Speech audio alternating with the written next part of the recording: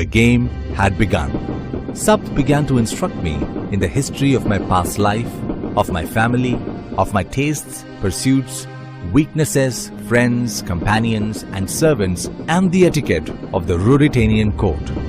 I saw the towers of a great city as the train stopped.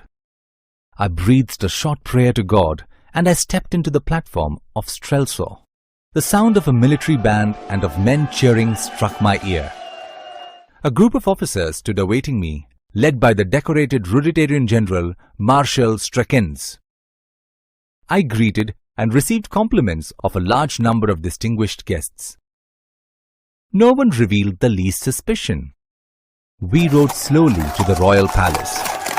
I passed along under a shower of cheers, blessings, waving handkerchiefs and a torrent of red roses. At that moment, I almost believed that I was the king. Soon, we left my quarter of the city and entered the part under Duke Michael, where he was a champion to his people. I asked my retinue to ride on ahead, while I followed them on horseback, alone and resolute. Around me, I could hear the muted cheers and comments of the crowd.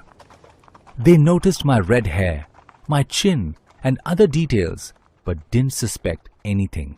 At the church, the priest anointed my head and set the crown on it.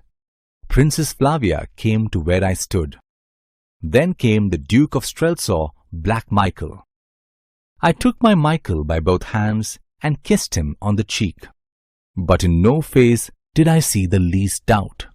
Then back we went in a carriage. Princess Flavia said, "Rudolph, you look somehow different today." The remark was disquieting. I said what was perfectly true. "My dear princess, it must be because nothing in my life has affected me more than the reception I've been greeted with today." Amid guns being fired and trumpets being blown, I took formal possession of the palace, wondering what the real king of Ruritania was doing.